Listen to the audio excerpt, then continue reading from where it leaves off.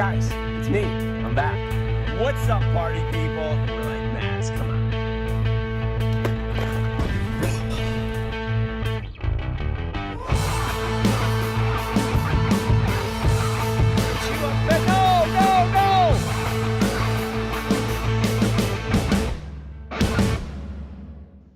All right, this show is taking a turn for the. What's going on, everyone? Welcome to another episode of Monster Bass Live. If this is your first time tuning in, my name's Rick, and for the next hour, you're going to get to hang out with me, and whoever else happens to stop by during the next 60 minutes. We got a great show for you. We got Brandon Cobb on the show. He's a heck of a stick, and if you don't know who he is, you will by the end of the show. As always, I don't know who I'm looking at when I'm thinking. I always look off to the side, I noticed. As always, you know, we got Jared producing the show, and you know, if all goes well, it'll be a great show. If it doesn't, it'll be his fault. We do not have the world's greatest customer support man in the chat lines today. The Ruds, you know, the bearded bad man himself, and Bethany, his better half. It's their anniversary, so we thought they should go out and celebrate and do what, you know, happily married couples do, and that's celebrate. Jared celebrated his 2-year anniversary yesterday, and it looks like the Ruds are celebrating theirs today. So congratulations to them and all the other happily married people out there. It's good to see some of you guys thriving and surviving in this crazy world that we're in. It's June, and that can only mean one thing. Another great show, and again, I want to say thank you to our sponsor, Liquid Death. And for those of you guys out there that just think I'm getting drunk all the time on the show, this is water, okay? It's water. I promise you it says so. Even though Alex Rudd got, you know, he got ID'd for buying water. I mean, he does have that baby face, and I look, you know, a little more mature and seasoned, so to speak. But it's June, and that can only mean one thing. It's Topwater month, my favorite time of year. And we put together a heck of a box, and we're going to talk about a couple of those baits in there. It is headlined by this sick bait from Yo-Zuri. We do have a Yo-Zuri pencil, and I could probably take it out. Maybe we'll take it out in a little bit, but it's got super sharp hooks, and I always end up hitting myself, and I don't want to do that. So, but we got Brandon on, so we can talk about Yo-Zuri. He knows a thing or two about them. We're going to talk a little bit about the newest addition to the box. I don't know if you guys have seen this, but it's the Monster Bass Fishing Tournament. And for those of you guys that have fished tournaments before, you know you got to have an identifier code. And, oh, Jared, what are you doing? What are you doing? See, I told you guys we'd have a great show if Jared didn't screw it up, and he's already trying on day one. So your box will include a card. It's got the instructions on the back. You literally download the Fishing Chaos app. It's a 1-month tournament. Every month you're going to get to participate in this tournament. It's $25 to enter. But as a Monster Bass subscriber, it's free for you, and you're going to have a shot at, you know, a lot of money, a lot of prizes. All about being a Monster Bass subscriber and seeing if you can go toe-to-toe with the great ones like Rudd, Travis Manson, Ben Nowak, Mikey Ball, some of these other guys that are on the team. We're going to let you go toe-to-toe to see if you can outduel the great ones. The hotline's going to be open. And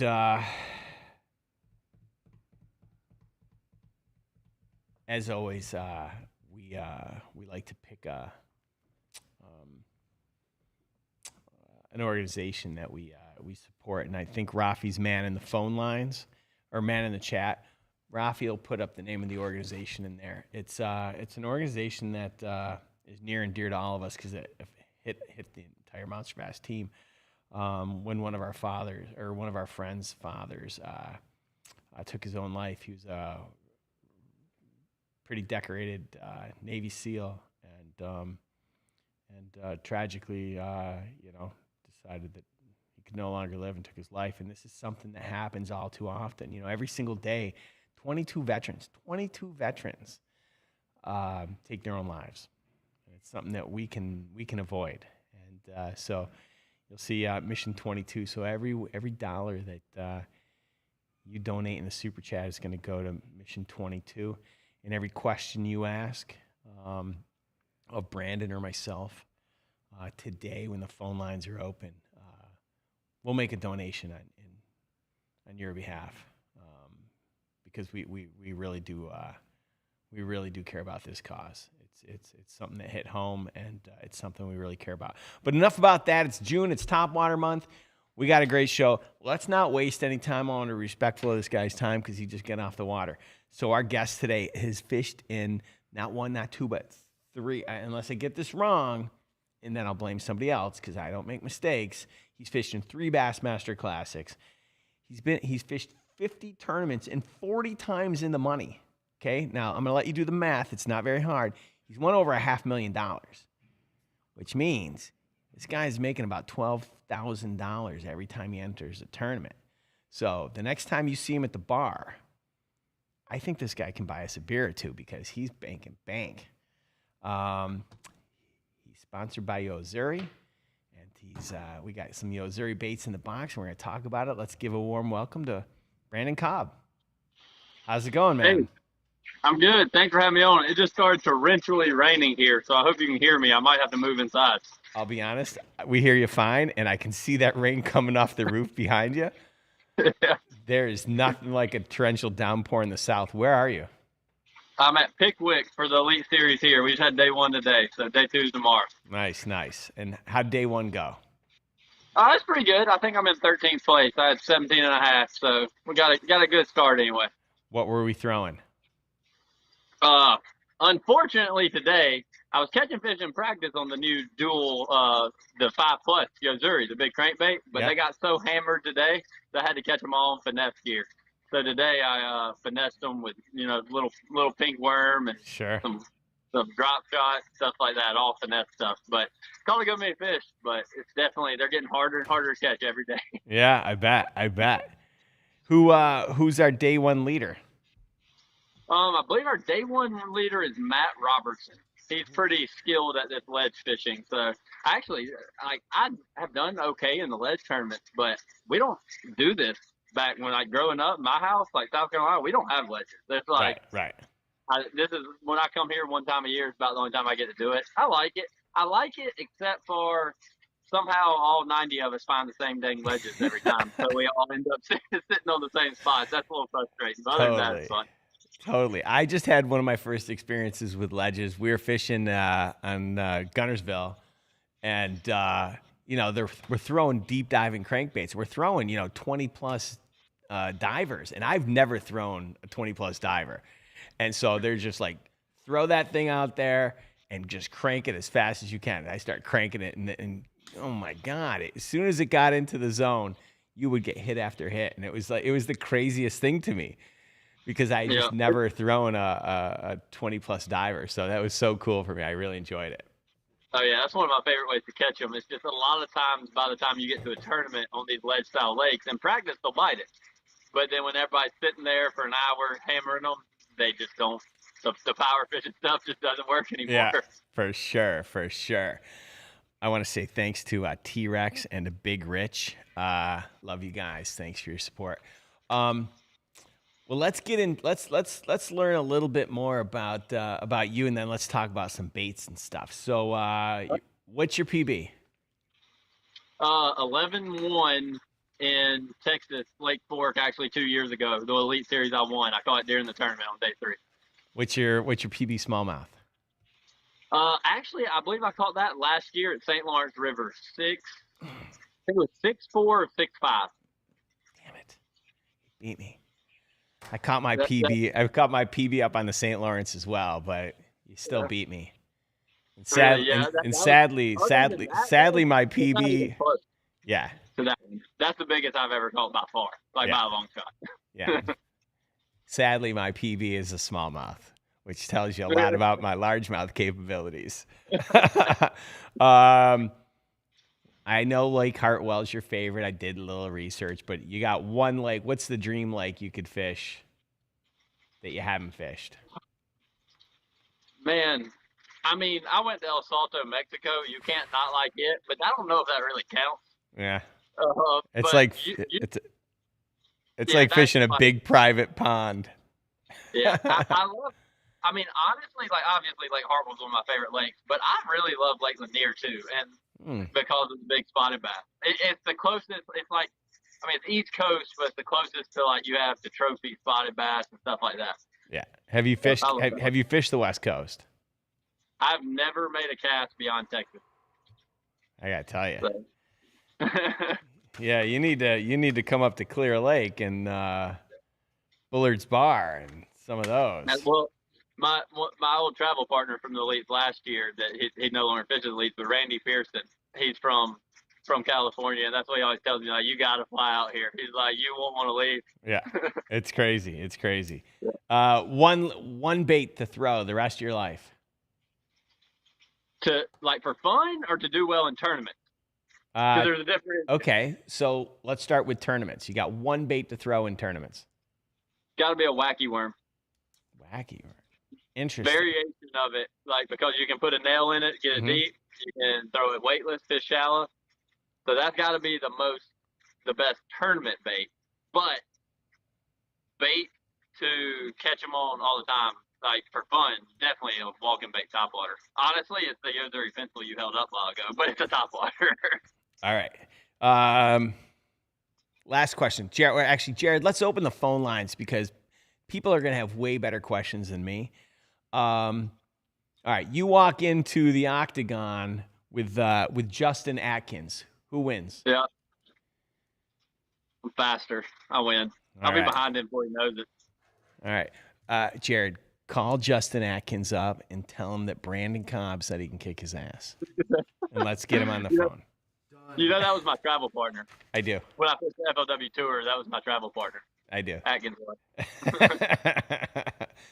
All right. Let's all right. So let's open the phone line. So if you guys have questions about Brandon, you want tips on how to fish topwater, you want just tips in general from a guy who makes a living catching fish, he's probably a much better person to ask for fishing tips than it is for you to call in and ask me.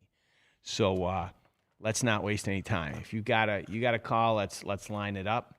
And but let's talk about. You don't know much about monster bass, right?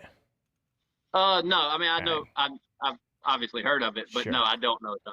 All right. So for you and for anyone else that's out there, so we curate a box specifically for the area of the country where you live and fish. We include like a 20-page guidebook that breaks down each one of the baits. We give you videos on each and every one of them. We give you we tell you the proper setup, and we give you everything that you need so that hopefully you can crush your personal best. And oddly enough, there's the bait we're going to talk about right now. And we worked with Patrick McNeese from School of Fish on this bait. So let's talk about what you said was one of your favorite baits. Yep. It's in the Regional Pro Series box this month. It's from Yozuri. It's a pencil. It's what is this? 100 millimeters, 9/16 of an ounce. Let's talk about this bait. Where do you love throwing this? How you fishing it? And what's the setup? So the right, we'll go setup first, because the right setup on a walking bait, it makes all the difference. I mean, number one, it wears you out if you don't have the right setup, and then the right line and everything get work effectively. So that specific bait, I actually made a topwater rod in my signature line, but it's a 7.4 medium. It's actually a medium heavy, but it's got a real slow tip. So you want a rod that when you hook a fish, you want it to feel like the rod's bending to at least half the rod. Like when you lean into them, you don't want just tip action, because you need to, like, the fish get it, and you need to lean into them and get like the full parabolic rod. You don't want fiberglass because it's too heavy. Got it. But a good, like a 7.4 medium rod. So I use 7.2, 7.4, depending on how tall you are. I'm a pretty tall guy, so I like a longer rod. Got it. But the reel wise, anything fast. I use a Abu Garcia STX, but 7.3 to 1, 8. Somewhere 7 or 8. that's not super important on speed, just something relatively fast. But the key to me on topwater, so here's you got two options when you're throwing that pencil.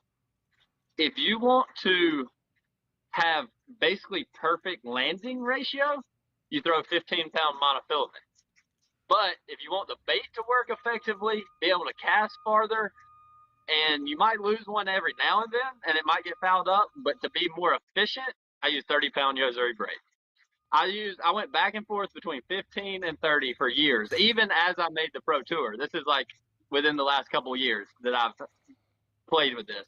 And 15-pound mono or 14 to 16-pound mono is 100 times better for getting a fish hooked and in the boat.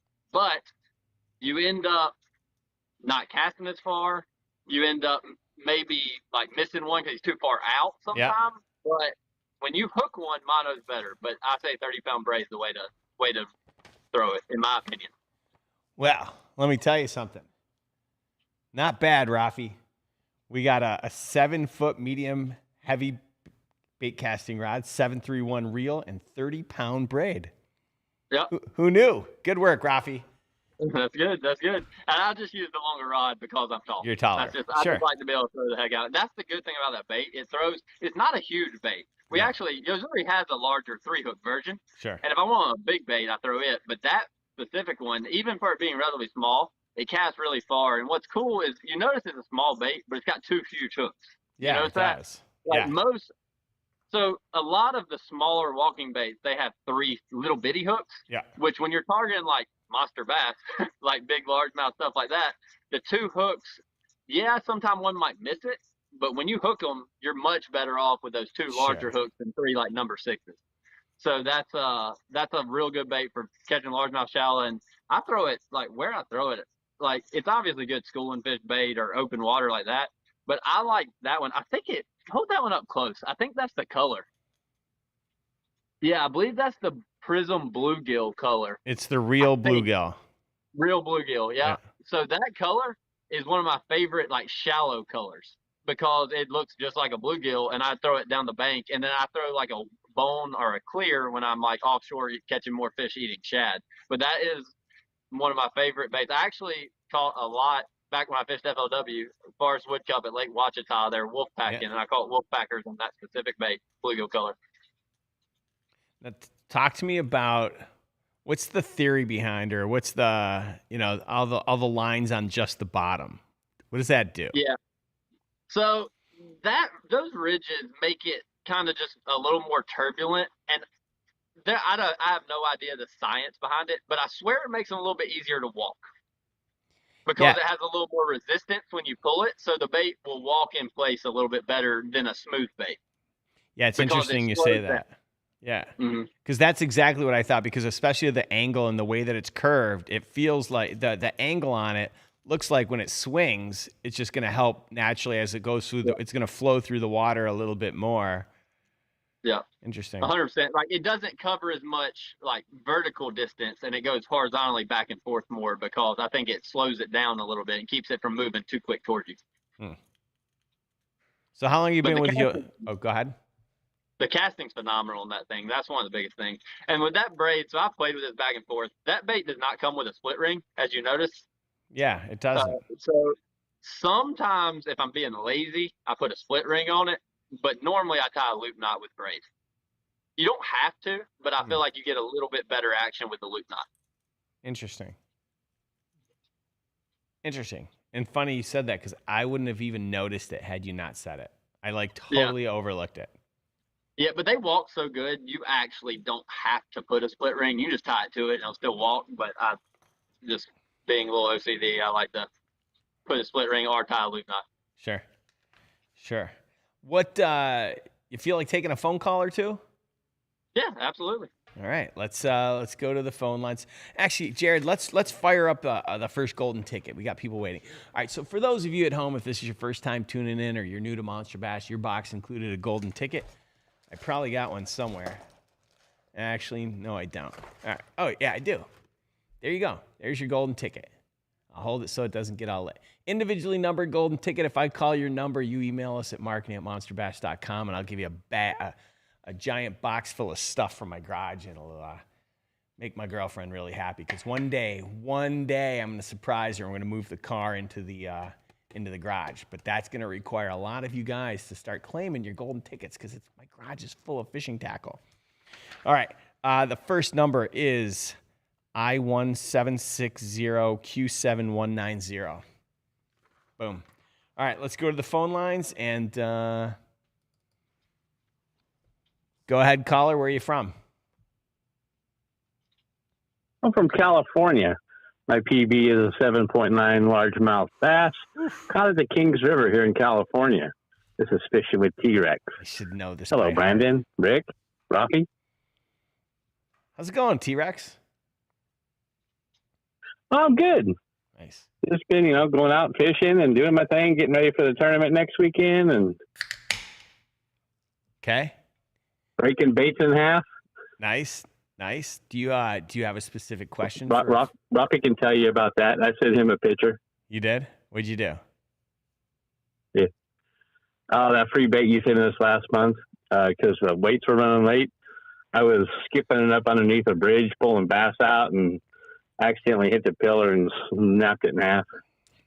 Been there, done that. Yeah. So do you have a question for Brandon?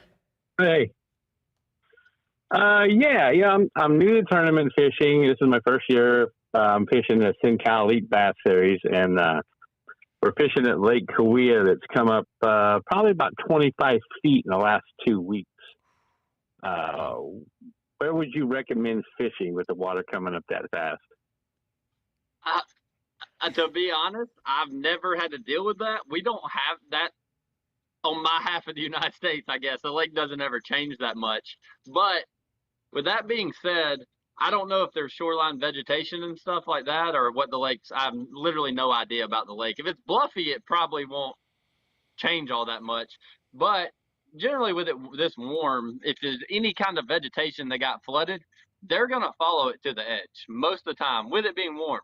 But I have literally no idea what the lake looks like. If it's like a steep desert bluff wall lake, which it could be, I know, then that's probably a little different. Some of the fish can probably stay out there deep on the old water line and old type places before the lake came up.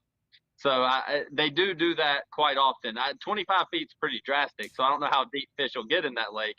But if they like to get deep, they may stay on some of the current places, especially the shallower places that they were on. All right. Yeah, there's a little bit of everything at this lake. Normally, I would fish towards the trees in the back, but the trees are all underwater now. And I know last year about this time, you couldn't catch nothing back there at all. That's why I was just fishing for some good information. my experience on lakes that come up that fast, which the most drastic I've ever dealt with is like 10 to 12 feet probably. But a lot of times the steeper banks are much easier to find the fish again, because they'll follow the water up rather than cover a large distance. So the steeper stuff is a lot of times easier to relocate them on. All right. Yeah, there's on the backside, there's a lot of rock walls and stuff. I'm going to be pre-fishing all weekend, Saturday, Sunday, Monday. Rick, if you want to, grab Rocky and come down and go fishing with me. Well, I wish I could, but I have to take a wilderness survival or a wilderness first aid class on Saturday and Sunday. But if you want to trade places with me, I'm totally down. A wilderness first aid. Yeah. 8 to 4. Nah. Saturday and 8 to 4 on Sunday. I just take my wife with me. She'll teach me anything I need to know. She's a nurse practitioner. There you go. Go. Well, with Lake Cahuilla, there's a lot of rattlesnakes, and with the water coming up, they're going to be active. So gross. Yes, they were last year, and they come right across the top of the water at you. Yeah, I'll be honest. That's a no bueno. Not interested. Yeah, that's interesting. I'm not bad about snakes, but I prefer not to get near a rattlesnake. Yeah. I just keep I got a little 7-shot 22, and I keep snake load in it. Wait a minute. What's snake load? It's basically like a shotgun shell, but in a 22 round. Yeah, we call it rat shot. Oh. See, I mean, it's interesting. You have all the you have the toys T-Rex. I'm down here in Los Angeles where, we don't even say the G word. So, Yeah. So, all right, man. Well, listen. And you guys pay like $7.50 a gallon for gas down there too, right? Oh my God, it was $7.89. I was so pissed.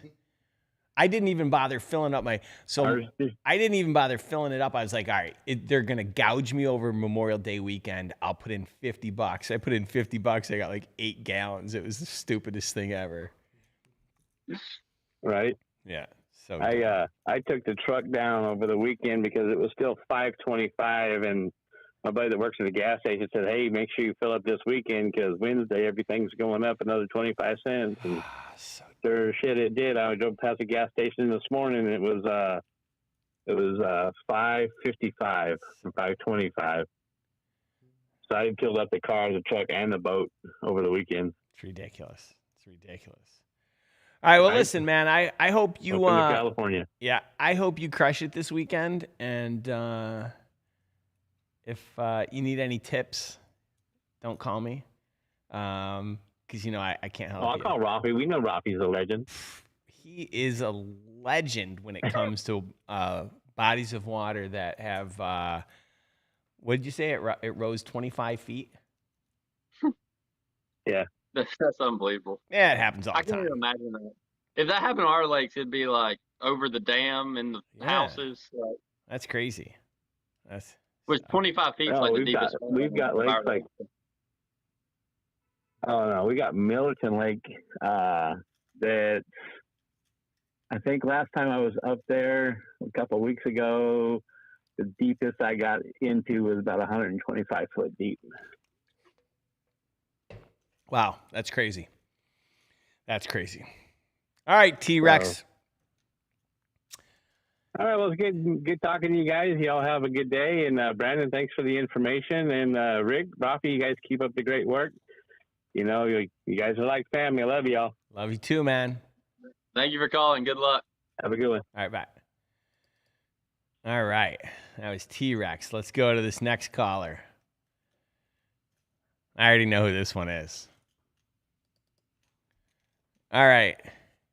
Go ahead. Tell me why I'm the only one on the phone that has security clearance that exceeds level G14. Well, I'm moving on. After over 20 years of doing the same job as a contractor, I decided to move on to something different.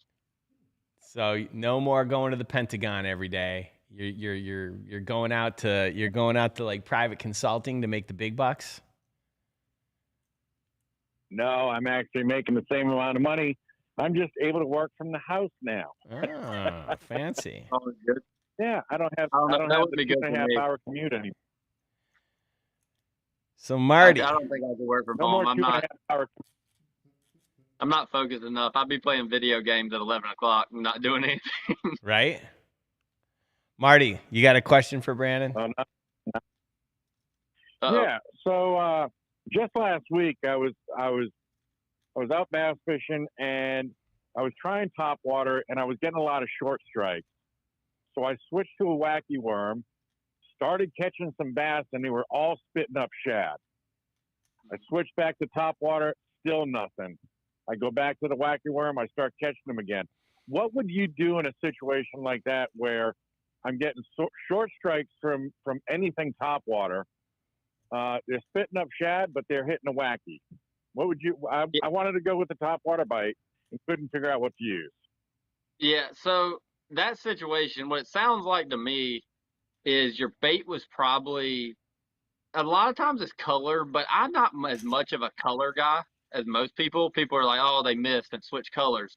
I think it's more like a profile, in my opinion. Like if I haven't missed a walking bait like that, either I'll try a smaller walking bait or I will try a popper instead, like a small popper or something. Usually if they're missing like that, I go down rather than up, but I'll go to a smaller bait. And This is gonna sound really stupid, probably. Like it seems too simple, but when I have a lot of fish missing like that, especially like that pencil we showed earlier, a feathered treble hook on the back will make a world of difference if they're Why? missing. Why? I don't know. Yeah, But, I was they'll get it. checking my monster bass top water with the feathered trailer on it, and they were still just missing, and it was kind of crazy. I couldn't figure it out. I thought with them spitting up shad, I was thinking they would just chase them up shallow, but I couldn't. Yeah. There you go. I couldn't get them to hit anything top water for me. But I'd throw on a wacky worm, and it was real funny. I dragged that wacky worm about 3 feet, right skimming the top of the water, and as soon as I let it drop, they'd hit it. Yeah, and that sounds too to me like that sounds like if they won't commit to topwater or bite it, but they are eating shad, sounds like a great like fluke situation to me. Like a soft jerkbait, like a smaller fluke junior or a super fluke. That sounds like a great situation for that, in my opinion. Now, when you're throwing a wacky, I did catch a bunch on fluke, but when you're Brandon, when you're throwing a wacky rig, do you use O-rings or no? I don't. I'm not an O-ring guy because I feel like my hookup ratio is better just sticking right through the middle. Unfortunately, they fly off a lot. Like it's just gonna happen. But I use when I throw like a typical like stick bait, I throw a Zoom fluke stick though, and they don't sink extremely fast. They're not super heavy, but they're real tough. They don't fly off, and that's what I can't stand when I'm throwing a wacky worm. It's like throwing a chicken liver catfishing, and you sling it out there and it goes flying through the woods. Yeah. A couple of years ago, I was fishing a BFL at home, throwing a wacky worm at Wolfpack fish, cruising fish, and I threw another brand wacky worm, and it flew off like they always do, landed right in front of a pack of 4-pounders, and one of them ate it. And after that, I switched to a fluke stick so they don't fly off anymore. Crazy. Hey, I used 2 O-rings on my wacky worm. I actually crossed them over and make an X, and that way I put my hook through that X of the O-rings and not even penetrate the bait, so the baits last longer for me. Yeah, and then your hook also points the appropriate direction. That's a really good way to do it. It's just too time consuming. I get annoyed, so I just hook it right through the middle and let them fly off.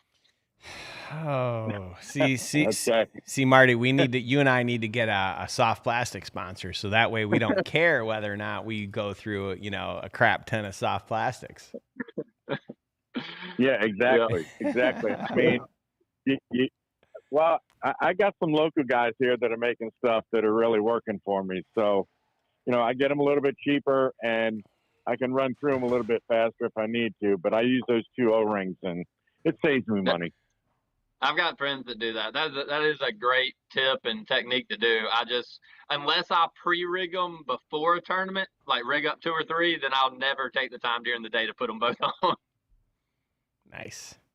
I rig them every night before I go. Yeah, that's it. That's the way to do it for sure. Because during the day, I'm just not taking the time. Oh, yep. Awesome. All right. Hey, thanks, guys. I want to give someone else a chance. Rick, Brandon, Rafi, doing a great job. Thank you very much. Best of luck. Great talking to you. Good luck to you, Marty, in your new job, man. Thanks, buddy. All right. Bye. Bye. Marty Lawson. All right. Let's. I kind of want to get a talk on.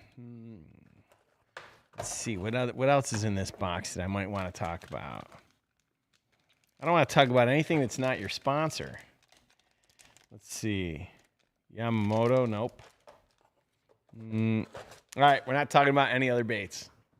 We can talk about a technique with the style of bait. We just might not be able to talk about that bait. Yeah, let's do it. You got something? Well, everybody's got a favorite. We got a popper in the box. Yeah, I love a popper. I love this time of year. You're talking about June when you said June topwater a while ago. Mm-hmm.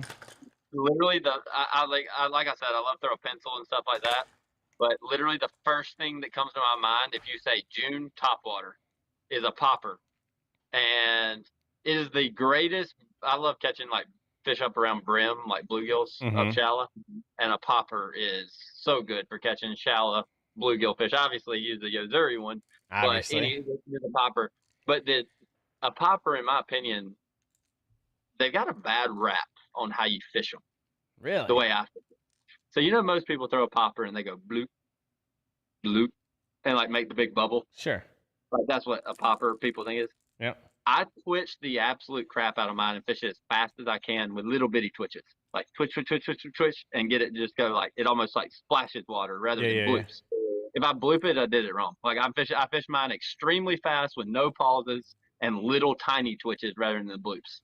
What size popper you like? It depends honestly on what lake I'm on, like how big the fish are, But like Yozuri actually makes like a 3DS one that's little bitty. Like it's little bitty. And it's actually really, really good when you get like heavily pressured fish, like up around brim and stuff. They're hard as crap to catch. But I'm not gonna lie, it's a pain in the butt to throw. Like if you throw it, I have to throw on 10-pound braid on a spinning rod. That's how I throw it. But then normally I just throw like a normal, like it's the Yozuri like 3DB popper. It's probably similar like one you held up, like I don't know, 2.5 inches, 2 3/4 maybe. Yeah, I think this is a 3-inch. This is an 80 millimeter. This is a little bit bigger one. A little bit bigger, but man, I do love throwing a little bit of a bigger popper, just because you can chuck that thing a mile, and you definitely are moving some water.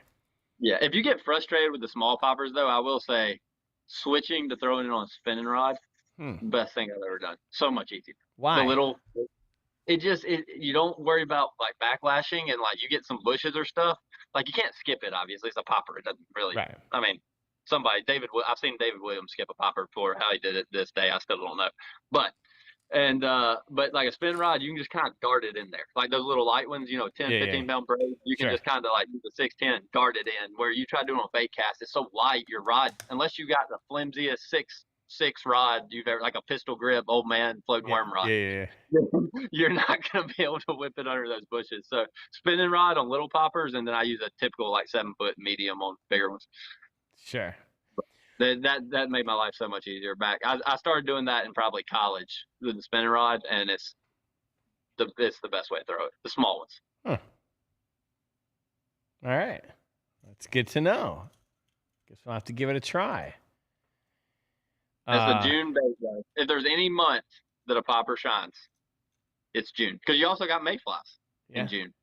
Mayflies start hatching. I don't know if you have mayflies in California. Probably. Not that many. Not where I am. Well, they do that like my house, and actually I've seen some this week down here. Once the mayflies start hatching, it's popper time. All right. Good stuff. I'm a big fan of the popper in June. I'm also a big fan in September when we. It is good in fall too. You're right. Good fall bait. Yeah. All right. Let's go to the phone lines. You guys, if we only got a little bit of Brandon's time because he enters tournaments and he wins money. So if you want some advice about, how to throw one of the baits that came in the box, or, what you should do at your next tournament, unless you're T-Rex, give him a call, because T-Rex, nobody can help you because no one's ever seen waters rise like that. Yeah, 25 foot, I'm out, man. I go stay home, play video games, stuff, fish. Oh, okay. Well, so what games are you playing these days? Playing Apex right now. I played Warzone, Call of Duty. Yeah. And I was real good at it, but it got too many cheaters, and I got frustrated because we actually played in tournaments in Warzone. Like I won some money playing in tournaments, and it got too many cheaters, so I switched to Apex. Do you stream on Twitch? I did for a while. I actually started again because, so I streamed Call of Duty a good bit on Twitch because I was real good. And then I switched to Apex 6 months ago, and I wasn't all that good, and I didn't really want to stream. But now I'm getting decent. So probably I might start streaming some Apex again. I did stream Call of Duty because Call of Duty I was upper echelon of Call of Duty players. But Apex I'm upper middle right now. Getting better, though. There's a little bit of money to be had on Twitch, so there is a lot of bit of money to be had. You might stop fishing someday. Who knows? Who knows? All right, let's go to the phone lines. Go ahead, caller. Where are you from, and what's your PB? I'm from Seneca, near Lake Hartwell, and I haven't really weighed my personal best, but it was pretty good. It was over 5 pounds for sure. All right. My question is about worms. So if I know you're from the Lake Hartwell area, I'm sure that you fished it a lot. You know, could you break down your favorite color of worm for Lake Hartwell per season? Yeah. So Zoom, I don't think Zoom's watching, so I'm not saying this, but most the colors worms is more angler preference rather than like all the blue flake, red flake, all that. If you feel like you're going to catch one, yeah, it works better. But in my boat, you're going to pretty much, when we're talking worms, I'm not talking fluke, swim baits, all that, but we're talking like worm fishing. If I'm fishing shallow, you're going to see me throwing green pumpkin. If I'm fishing deep, like we're talking drop shot, like stuff like that, if it's really hot weather, I use like typical morning dawn, like pink a lot, like any type of pink. But if I think they're eating shad, I'll use like, blue shad color. But generally, if I'm fishing shallow, I don't care if I'm wacky worming, if I'm skipping a shaky head on docks, if I'm flipping, shallow creeks with a baby brush hog, whatever I'm doing, it's green pumpkin. Now, like you might see me throwing green pumpkin green because I'm out of green pumpkin, or green pumpkin red because I'm out of green pumpkin, but it doesn't matter. In my opinion, green pumpkin is probably the best shallow water. I actually used to, when I fished BFLs on Hartwell, I remember one specific time I was catching them on a shaky head on docks, skipping docks, and I was using like green pumpkin green or green pumpkin. I don't remember what I was using, but just a green pumpkin color. And I was destroying them. I'd call a whole bunch of my co-anglers like, man, you just got that green pumpkin with the green flake, man. That's just what it is. I said, give me one of your dang worms. And I took one of his brown or scupper, I don't even know what it was, and I culled like 3 times on his worm. And then he started throwing his color. But more, in my opinion, I mean, if they're like, there's certain situations where it probably matters. Like you're talking floating worms in the spring, like you got spawning fish. Methylate is a real, or lime truce, like one of those bright colors. But your general just worm fishing, you're not gonna go wrong with just green pumpkin, and you can get all the watermelon variations, all that. But if you're on them, they're gonna bite either one. Huh. And you said in the deep you use morning dawn and what was the other? You said something shad. Yeah, like I don't really have a specific one I use. I don't know what it's called, but I like, if I think they're feeding on shad out deep. Obviously, you don't want to use a green pumpkin because they're feeding on shad. But I'll use like some kind of like a translucent with some blue in it, maybe, or something. Just something a little clear with like a silver blue in it, rather than like your opaque green pumpkin or type colors. That's the only time I switch it up, like drop shotting or something like that out deep. And like just a bluish with some clear. It's one of the most productive colors for that, just because it looks like shad. Okay, awesome. Well, that's definitely. I kind of thought the answer would have been a little bit different, but no, I like the answer. I mean that definitely helps me out a lot. It's just separated by depth instead of by specific color. That makes a lot of sense. But yeah, hey, I appreciate it. Yeah, I'll definitely take that. Yeah, I definitely think colors do. I mean, they probably make a little bit of a difference, but it more just comes down to, you don't want to be throwing red if they're eating bluegills. It doesn't match up. You know what I mean? And green pumpkin, any fish up shallow is eating crawfish or bluegills for the most part, and they're both pretty green most of the time, other than the red crawfish certain times of the year, but mostly pretty green. Okay. Well, hey man, I appreciate the answer. I definitely will take that and apply it for sure. That's definitely something I never really thought of. Thinking of it that way. So I do appreciate it, man. Now, I'm not. That's not everybody's theory. You call Patrick Walters, he'll tell you you need 473 different colors. Dad spawned last night, and they're a little reddish today, and this. But I'm pretty basic.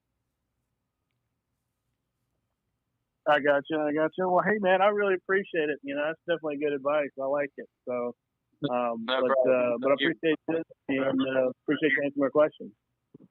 Thank you. Yeah, good luck out there. Thanks for calling in. All right, before we go to the phone lines, don't forget, folks, the phone lines are open, and I'm not sure who's talking smack about my boy T-Rex here, but I see it going down in the chat, and I don't like it. No more. I don't know who's talking smack about T-Rex, but let's just end it right now. Okay. Let's see.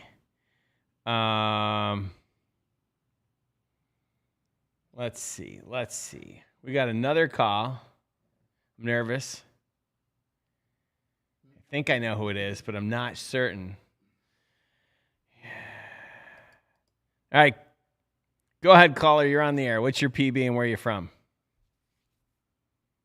Just under 7 pounds. You know, we're calling right now. This is Mr. Gambit from Los Angeles in the Inglewood City area next to the SoFi Stadium and soon to be the Intuit Arena that what's his name is putting up here in Inglewood. So, you know, I'm here to tell you what's happening. If you guys didn't get on Rick's Monster Bass VIP list, you know that he gave us a deal last week. It was officially that Father's Day special.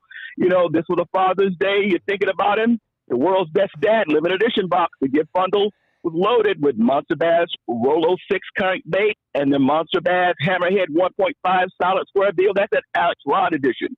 Optimum Bass Boom Boom line through swim bait, the Strike King Red Eye Shad Lip, the Crankbait, the Strike King Thunder Cricket, the Z-Man Chatterbait, the Monster Bass 3700 box, and a Monster Bass Patriotic Face Shield, Saber-tooth extra wide hook, World Best Dad Magnet, World's Best Dad Bumper Sticker, World's Best Dad Koozie. If you didn't jump on Rick's VIP list, you didn't get a chance to jump on it. They tell me there's only a few boxes left. If you didn't get it, get a chance to jump on that deal and get a chance to get on Rick's VIP list. He gives you a great deal. Question I got to ask Brandon is, I didn't put you on my VIP list. I'm pissed off that you weren't here last week so you can let me know that you fish like you fish. You're just sitting out of the top 10. I would have put you on my list, and instead of being at 90%, I'd probably be at 98% on my fantasy fishing list. So let me know. The question I got to ask is you got to put me on that list and say, all right, guys, pick in this lake because this will be the lake I'm going to be kicking ass on because I like getting tips from the guys to let me know when I put them on my VIP list. This is my kick-ass lake I'm going to be kicking ass at. You better put me on your list. That's what I got to ask you, man. What's the best lake coming up in the next few that you got that I need to have you on my list so I don't forget? Any amazing. shallow, honestly, this is not one normally that you would want to have me on your list. Tennessee River, deep water fishing, not my forte.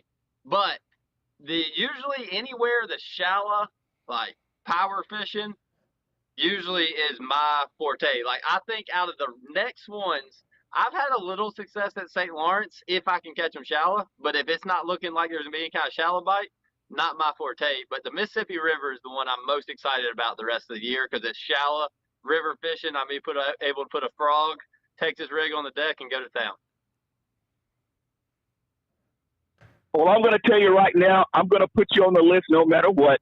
Just gave you some insight because I like a man who's honest with me. So officially, if you're telling me to put you somewhere on that list, I'm going to bump my percentage because I'm always in that 90 to 95%.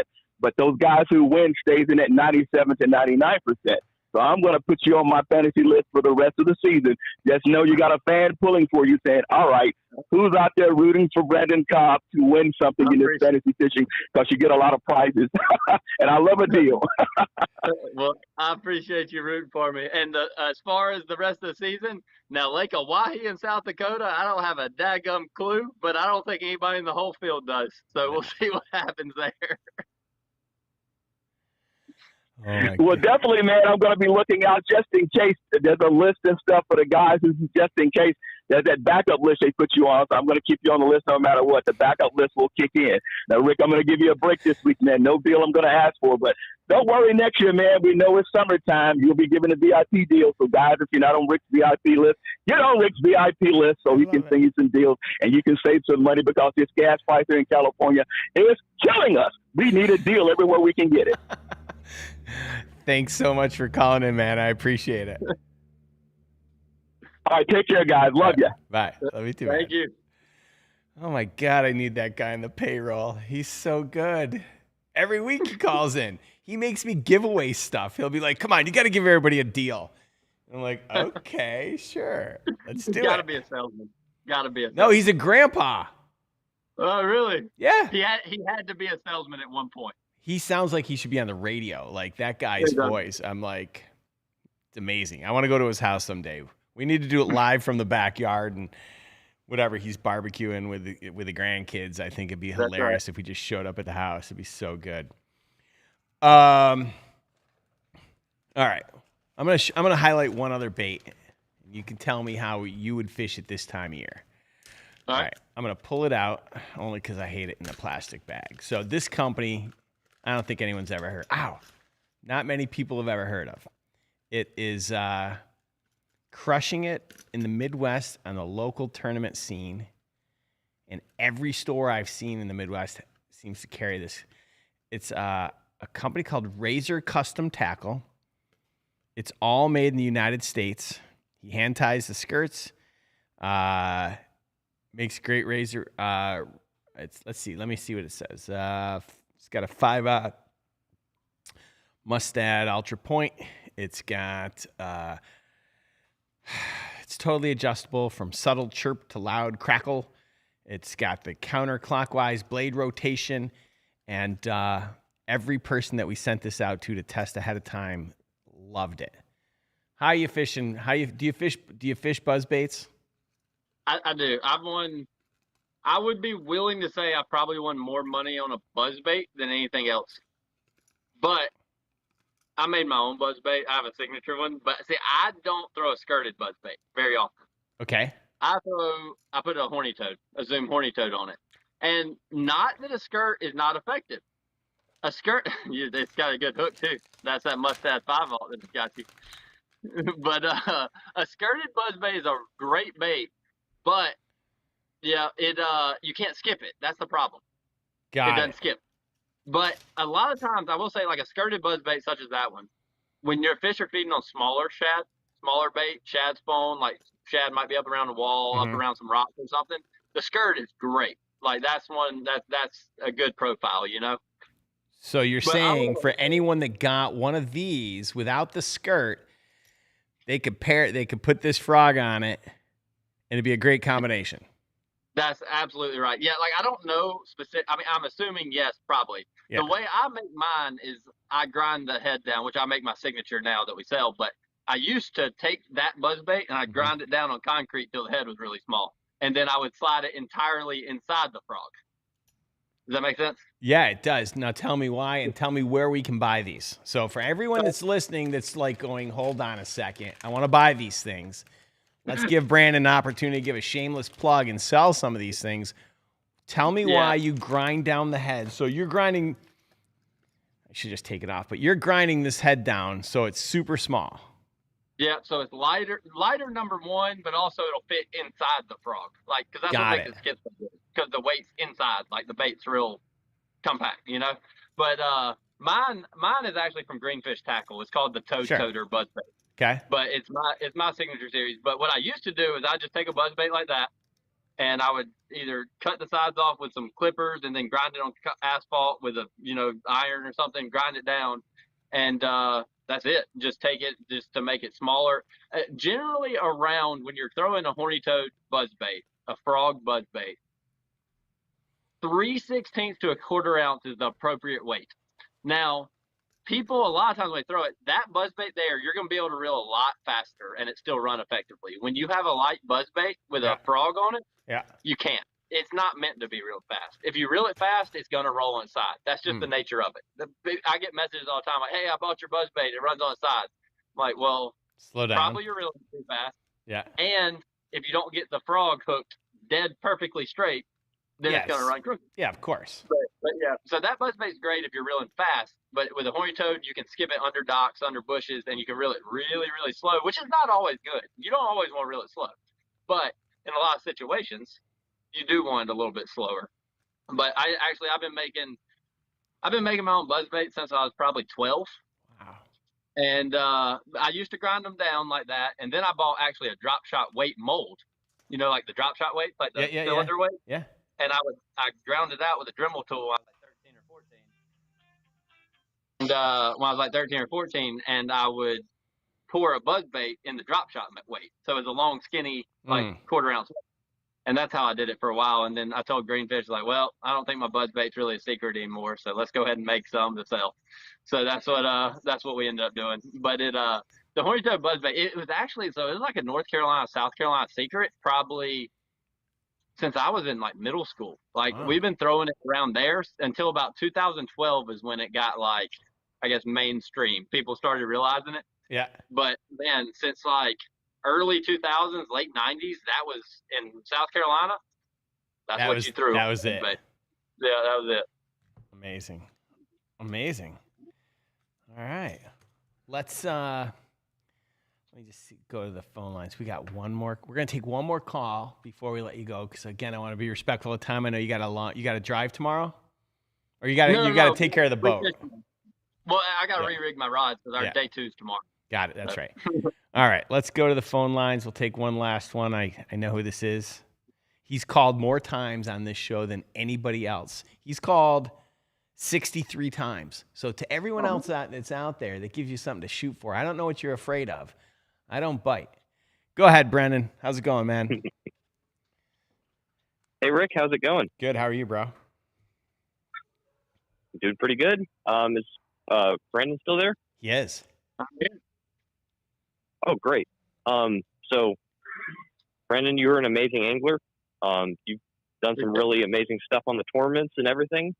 And I had a question about you about breaking down a lake. I know you fished some pretty big lakes before. And do you have a system for breaking down the lake to find those quality fish instead of just finding some fish?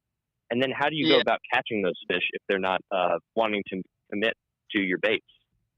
Yeah, so the biggest thing, like breaking down a new lake, is kind of what you're getting at mostly. So what I've learned over the years, like day one, generally, because we usually only get 3 days of practice. And when you're talking somewhere like the size of Pickwick, for instance, you're like, geez, 3 days on this place. The first thing you got to do, which is getting to the point nowadays where there's enough research where you can know the general patterns. Like you're not going to a lake completely lost. Like you're kind of know, like, oh, this is a lake where you put grass, or this is a lake where you put deep, like that type situation, you know. But so the really, really big lakes, usually the first day of practice, I'll ride a lot and see majority of the lake if you don't know it at all. Like try to see everything. And then the next 2 days, I pretty much pick the area. Now, I'm not saying it's always the right decision, but I'll pick like as much as I can fish in 2 days, like whether it's a third of the lake, whether some lakes it might be half, some lakes it might only be a quarter, you know, and I'll pick that area and be like, I think this is where it's going to go down. This looks like the best area, or even if it doesn't look like the best area, or I don't think it might not be where the whole top 10 is, if it's the area that looks the most comfortable to me. Whether it's like a lot of docks, like I like to fish, that's just the section that has docks, or it's a river section where it's just what I feel like I'm used to growing up fishing, you know, at home. And I'll be like, well, it might be the wrong decision, but I'm going to pick this 1/3 of the lake. I think I can top 10. I think I can win. I think I can get a check here, wherever we go. It's a little different on the elites because there's a lot of tournaments. Like when we came here to Pickwick this week, this ledge fishing I know is not my forte. It's not unless I got lucky, this is not my tournament to win. And I knew that coming here. So I basically picked the lower third because I said, I know there's enough schools to get a check here. I'm going to idle everything in the lower third of the lake and try to find schools. Probably can't win like that because there's going to be a lot of boats there, but I can find enough to get a check here. I know they're here. If I go way up the river, I don't know if there's enough schools, but I know it can happen here. So that's kind of, like I've got some friends that love to run around the entire lake and find stuff here and there. But a lot of times when you end up doing that, if you practice like 1 day down here, 1 day in the middle, 1 day up, you end up with 4 or 5 spots in 3 different parts of the lake that you can't even fish in 1 day. So I'm more the pick area, but not blind picking area. I don't like doing that. I like to, the first day, at least the first half day, see majority of everything until I feel comfortable somewhere. Okay. So in the practice days, do you try to throw baits without hooks? Like, do you throw like, I don't know, like a crankbait and take off the hooks and see what the fish are biting, so you don't catch those fish that you might possibly need during the tournament? Yeah. So that situation, shaking off fish versus using no hooks and stuff, there's very few situations where I will shake one off or take my hooks off. The only time I take my hooks off is I think fish are spawning or something like that, or shake them off. if I think like there's a chance that fish was on bed, or like if you're fishing way up a river or something, like extremely shallow cover where that fish may live on that tree or that stump. But in general fishing, I set the hook on everything. I want to see what size they are. The biggest thing is I don't ever sit on them very long. If I go like, let's just say in general, I go to a pocket or something and I get 2 bites in the first 200 yards, I'm like, okay, this is a good pocket. I'm leaving. Now it'll bite you in the butt sometime because you might have got 2 lucky bites and the whole rest of it sucks. But it's just one of the things the chance to take is like I've missed some fish before, like missed some. Like I've been in an area where I had 2 bites and I was like, oh, I think it's decent, and left, and then somebody ends up, winning the tournament or in the top 3 in there because they're like, man, I went around in practice and had 42 bites, and I knew it was that good, and I thought it was just 2 or 3 bites and the same as everywhere else. So I've missed some for that situation, but I think you cover a lot more water if you're fishing anywhere. If you're fishing anywhere in practice long enough to hurt the population of fish, you've been there way dang too long, in my opinion. In practice. Okay. Nice. Thank you so much for the info. Thank you. Plus, I like snatching on them. I don't shake them off. It's too much fun catching one. I don't want to shake them off. Yeah. All right. Well, I'm not going to take up any more of your time. So thank you so much for the information, and good luck in the next tournament. Thank you. Thank you for the question. Hey, Brandon. Yeah. What did Mom make for dinner tonight? We actually had hot dogs, so nothing too special. Fair enough. Yeah. Fair enough. You got Jeremy's.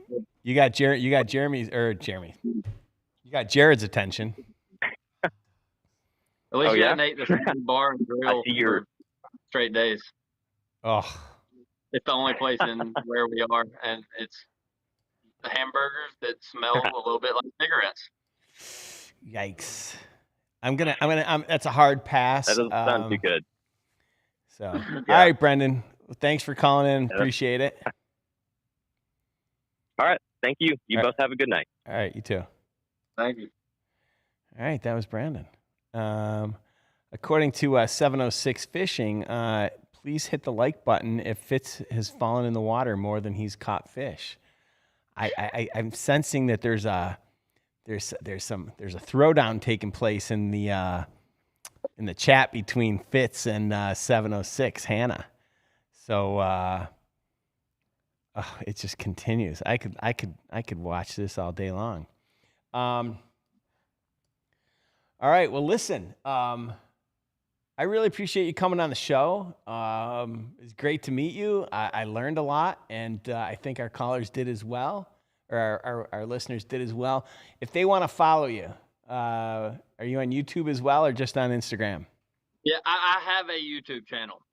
Now, you might be waiting a little while for some videos here and there, but I've got a couple up, and I've got actually a couple more coming, like one from the Classic and stuff. It's just one of those things I'm not that good at, so I got to get somebody else to do, and they do it when they get time. So but Instagram, I keep the most, Instagram and Facebook, but Instagram is where I keep most active as far as updates. Fair enough.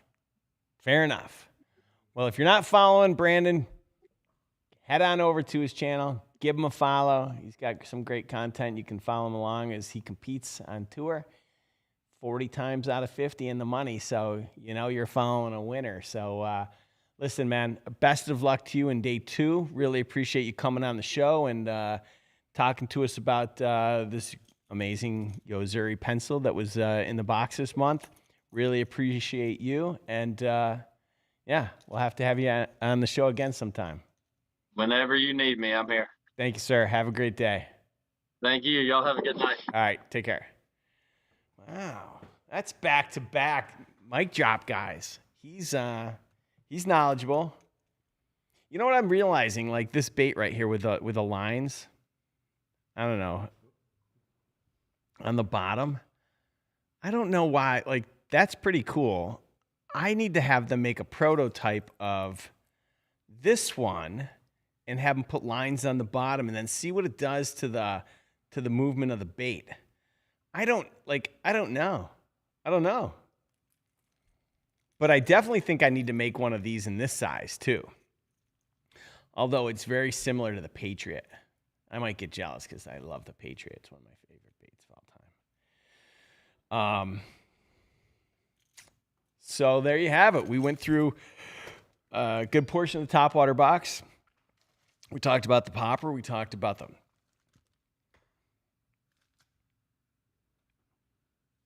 Yeah, I feel pretty good about the show. As Mr. Gambit mentioned, if you are looking for a great gift for your father, or just for like an important dad in your life, head over to monsterbass.com. Right there on the homepage, we got 20% off gift cards, and we've got a bundle that Rafi's put together. It's a great thing for the bass dad in your life, and I know he's gonna love it.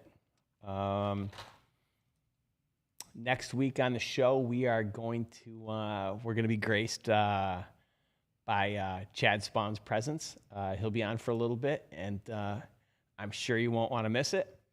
I'm not quite sure who the guest is next week, but if we don't have one, I mean, maybe I'll just keep Chad Spawn on the show for the whole time. I mean, FCC will probably take me off the air for some sort of violation, but it'll be entertaining to say the least.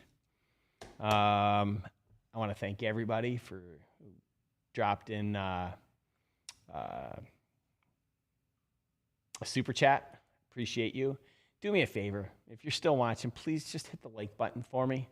I don't know if it does anything to the algorithm, but I can't believe that it hurts. And I have a low opinion of myself. And so if you hit the like button, it'll make me feel better. And maybe I won't go home and drink myself to death, so to speak. Oh, I've got golden tickets for days, Jared. I've got golden tickets for days. Yeah, why don't you guys tell me who you want to see on the show again? I definitely think that Mikey Balls will be on the show again. You know who hasn't been on the show in a long, long time is the boys over at Burley Fishing. I feel like I need to have them on the show again. Maybe what we'll do is we'll have Fishing Jeopardy, and I'll get 3 guests. We'll line them up, and they got to buzz in to answer the question, and we'll ask a few. We'll see how it goes. Ooh, Brian Latimer. It's a good call. B-Lat. He's pretty good. But yeah, do me a favor. Hit that like button. How many likes we got so far? 4? 4 or 5? I mean, it's probably like 41. The Burleys. Yeah, we should get Mr. and Mrs. Burley on the show. And if you've never seen them in person, they're like, one's like Frosted Lucky Charms, and the other one's like, he's much bigger. What else? The golden ticket is rigged. Oh, yeah, it's not that rigged. How many likes we got? Somebody, 67. All right, here's the deal. I need to get to 80 really quick. Somebody do me a favor and just pound the like button. And listen, Chad Spawn says let's at least get to 69. All right, let's do this. Let's end this show on a high note. I'm going to call it some golden tickets. So again, if I call you, make sure you take a picture, send it into marketing at monsterbass.com. Next week's show is going to be great. Super important. I know I went through this, but I probably forgot. Your box includes your ID card. If you're a Monster Bass subscriber, you fish this tournament for free. If you're not a subscriber, it's $25. So I want you to think about this as an added value in your box. The instructions are on the back. Just download the Fishing Chaos app. Search for Monster Bass. You'll find us. You'll fill out the form. You'll get all the goodness. You'll get your ID code and everything. And yeah, fish in the tournament. We're going to let you fish against the likes of, I don't know, maybe Gramps will fish it. Maybe Mikey Balls. Maybe Alex Rudd. I don't know. There's going to be a lot of guys fishing this thing. And you know what? If they win, they get the prizes. So if you think you're better than them, or you think you're better than me, sign up. What's the worst? It's $25. We're going to give away the money. We're not keeping it. We're just going to cash and prizes. It's a 1-month tournament. We're going to have one in June. We're going to have one in July. We're going to have one in August, September. I don't know if we're going to have one in October because, part of the country, we'll see how they do. There you have it. Your $25 entry fee. It's all yours if you're a Monster Bass subscriber. I love you guys. Thanks for tuning in. The golden ticket numbers are B7455X4200, F9079D2136, and the final. Hold on. If you need me to say this, so Smoky Mountain Fishing. If you don't catch anything, then it means you haven't watched any of the videos. Because I promise, if you watch the videos that we include in the box and you follow the instructions, you'll catch fish. You won't need the $25 back, and that's guaranteed. So, wait a minute. I got to get rid of this for a second. I got you. Clearly the Albert Einstein of fishing is on here because that's the smartest thing I've heard all day. All right, maybe not. How do I get my box earlier in the month? Email support@monsterbass.com. Tell them to move you up as early in the month as you possibly can, and we'll ship you the box as quick as we can. The boxes were delayed by 2 days because these didn't show up, and I wanted to make sure. So we're 2 days behind, but it won't be long. Katie has got the warehouse humming. We got these cards in, and we're popping boxes out as quickly as we can, but it was really important that I get these to you guys because I want everyone fishing this tournament because let's put the skills to the test. We put it in the box, teach you how to use them. Now you fish them and catch some fish and have a little bit of fun. Last one of the day is C2083B8022. Let's wish T-Rex a little bit of good luck on his fishing tournament this week. Let's wish Abe, who's sitting at home not watching this, but Rafi's kid has COVID, and so Rafi's stuck in the with the COVID clan in his house. And let's hit that like button. How long are the golden tickets good for? Keep them. Show up every week. I call your number. I don't care. You win. Doesn't matter. Fishing with Gramps. Hold on. I can't seem to get off this show right now. Fishing with Gramps just hit 15,000 on YouTube. That's amazing. If you guys haven't subscribed to Gramps, you got to go follow this guy. He'll teach you a thing or two about fishing. Who else? If you want to, here's another guy. Fitz, Grappa Shots for the Losers. I wouldn't wish Grappa on my worst enemy, but I would follow Fitz on YouTube, and so should you. What else? Thanks for everyone that called in. Marty Lawson, good luck with your new job. And what do you say? We all go head over to Burley's show, and let's go flood the comments, and let's let them know that everybody from Monster Bass is in the house. Thank you guys so much for tuning in. I love you guys. And next week, Chad Spawn on the show. You're not going to want to miss it. Tune in. We'll see you next week.